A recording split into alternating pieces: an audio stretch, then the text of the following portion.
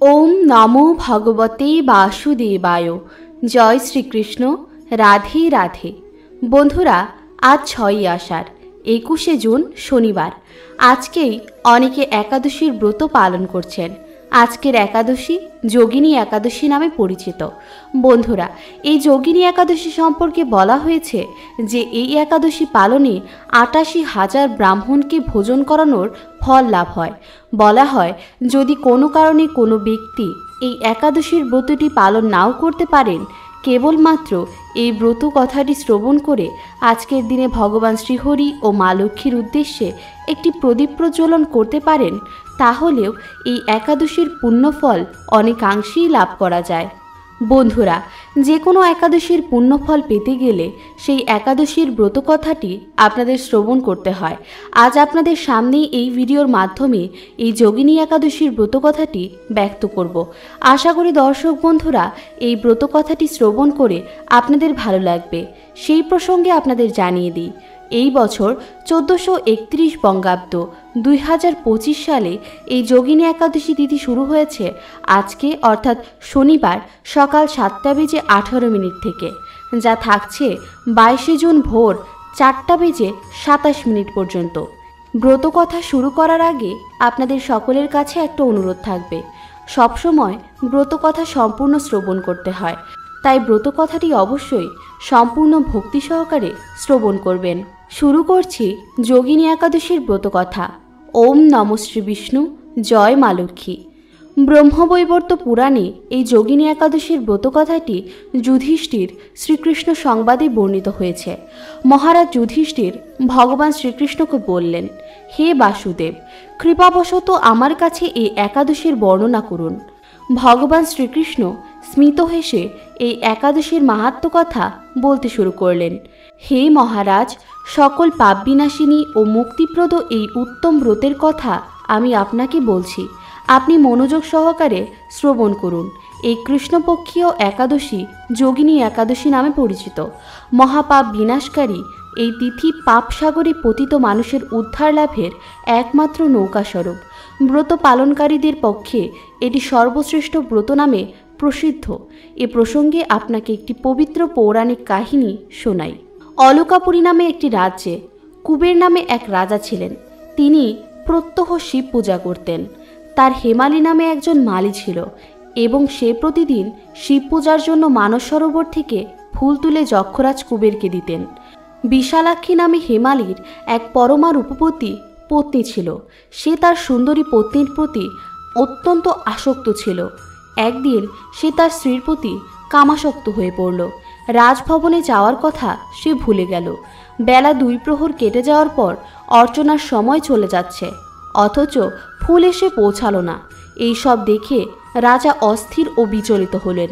মালির বিলম্বের কারণ অনুসন্ধান করতে এক রাজদূত প্রেরণ করলেন তার বাড়িতে। রাজদূত সবকিছু পর্যবেক্ষণ করে এসে রাজাকে জানালেন, হেমালী গৃহে স্ত্রীর সঙ্গে আনন্দে মত্ত হয়ে আছেন। দূতের কথা শুনে কুবের রেগে তখন মালিকে তার সামনে হাজির করতে আদেশ দিলেন। এদিকে মালি পূজার সময় অতিবাহিত হয়েছে বুঝতে পেরে অত্যন্ত ভয় পেল। তাই স্নান না করেই সে রাজার কাছে উপস্থিত হলো। তাকে দেখা মাত্রই রাজা ভীষণ ক্রোধান্বিত হয়ে গেল। চোখ রাঙিয়ে গলার শিরা ফুলিয়ে ধমক দিয়ে বললেন, ওরে পাপিষ্ঠ দুরাচার, তুই দেব পূজার পুষ্প আনতে অবজ্ঞা করিস, রাজকাজে অবহেলা করিস। আমি তোকে অভিশাপ দিচ্ছি, তুই শ্বেতকুষ্ঠগ্রস্ত হয়ে যা এবং তোর প্রিয়তমা ভার্যার সাথে তোর চিরবিয়োগ সংঘটিত হোক। ওরে নীচ, তুই এখনই এই স্থান থেকে ভ্রষ্ট হয়ে অধভূমি লাভ কর। কুবেরের এই অভিশাপে হেমালী তার পত্নীর সঙ্গে স্বর্গভ্রষ্ট হয়ে দীর্ঘকাল যাবৎ কুষ্ঠরোগ ভোগ করতে লাগল। রোগের তীব্র যন্ত্রণায় সে নরক যন্ত্রণা দিনের পর দিন ভোগ করতে লাগল। দিন কিংবা রাত কখনোই সে সুখ পেত না। এমনকি শীত গ্রীষ্ম প্রচণ্ড বেদনায় বহু কষ্টে সে জীবনযাপন করতে লাগল। কিন্তু দীর্ঘদিন মহাদেবের অর্চনার ফুল সংগ্রহের স্বীকৃতির ফলে সে শাপগ্রস্ত হয়েও বৈষ্ণবশ্রেষ্ঠ শিবের বিস্মরণ কখনো হয়নি। একদিন হেমালী ভ্রমণ করতে করতে হিমালয়ে শ্রী মার্কণ্ডেয় ঋষির আশ্রমে উপস্থিত হল। কুষ্ঠরোগে পীড়িত সপত্নী হেমালিকে দর্শন করে শ্রী মার্কণ্ডেয় তাকে জিজ্ঞাসা করল, তুমি কার অভিশাপে এইরকম নিন্দনীয় কুষ্ঠরোগগ্রস্ত হয়েছ? সে কাতর কণ্ঠে উত্তর দিল, হে মুনিবর, রাজা ধনকুবের। আমি বৃদ্ধ ছিলাম, আমার নাম ছিল হেমালি। আমি প্রত্যহ মানস সরোবর থেকে ফুল তুলে শিব পূজার জন্য রাজাকে দিতাম। কিন্তু দুর্ভাগ্যক্রমে একদিন স্ত্রীর মনোরঞ্জন হেতু কামাসক্ত হওয়ায় সেই ফুল দিতে বিলম্ব হয়। রাজার অভিশাপে এই রকম দশাগ্রস্ত হয়েছি। পরোপকারী সাধুগণের স্বাভাবিক ধর্ম। হে ঋষিশ্রেষ্ঠ, আমি অত্যন্ত অপরাধী, কৃপা করে আমার প্রতি প্রসন্ন হন। এতে মার্কণ্ডেয় ঋষির মন বিগলিত হল এবং এই রোগ জ্বালা থেকে মুক্তির পথ তিনি বলে দিলেন, হে মালি, তোমার মঙ্গলের জন্য শুভফল প্রদানকারী একটি ব্রতের উপদেশ দিচ্ছি। তুমি আষাঢ় মাসের কৃষ্ণপক্ষের যোগিনী নামক একাদশী পালন করো।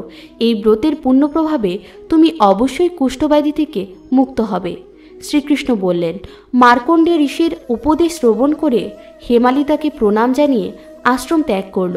পরে অত্যন্ত আনন্দে ঋষির আদেশ মতো নিষ্ঠার সঙ্গে যোগিনী একাদশীর ব্রত পালন করল এবং যোগিনী একাদশীর সুফল প্রভাবে হেমালি সমস্ত রোগ মুক্ত হয়ে পত্নীসহ সুখে জীবনযাপন করতে লাগলো। হে মহারাজ যুধিষ্ঠির, আমি আপনার কাছে এই ব্রত উপবাসের মহিমা কীর্তন করলাম। এই ব্রত পালনে ৮৮,০০০ ব্রাহ্মণকে ভোজন করানোর ফল লাভ হয়। যে ব্যক্তি এই মহাপাপ বিনাশকারী ও পুণ্যফল প্রদানকারী যোগিনী একাদশীর ব্রতকথা পাঠ বা শ্রবণ করেন, সে অচিরেই সর্বপাপ মুক্ত হয়। বন্ধুরা, একাদশীর ব্রত পালনের প্রকৃত উদ্দেশ্য কেবলমাত্র উপবাস করা নয়, বরং নিরন্তর ভগবানের স্মরণ করা। তাই বন্ধুরা, কোনো কারণে যদি একাদশীর ব্রত পালন করতে নাও পারেন, তাও আজকের এই দিনে ব্রত কথাটি একবার শ্রবণ করে ভগবান শ্রীহরি ও মা লক্ষ্মীর উদ্দেশ্যে একটি প্রদীপ অবশ্যই প্রজ্বলন করুন। আজকের দিনে পরনিন্দা, পরচর্চা, মিথ্যা ভাষণ, ক্রোধ, স্ত্রীসহবাস এগুলো সম্পূর্ণরূপে বর্জন করুন। আশা করি দর্শক বন্ধুরা, এই ব্রত কথাটি শ্রবণ করে আপনার ভালো লেগেছে। কোনো প্রশ্ন বা মতামত থাকলে কমেন্ট বক্সে অবশ্যই জানাবেন।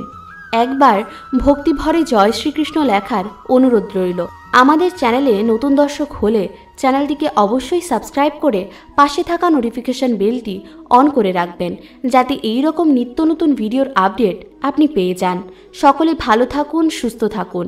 আপনার উপর ঈশ্বরের কৃপা সদা বর্ষিত হোক। জয় শ্রীকৃষ্ণ। রাধে রাধে।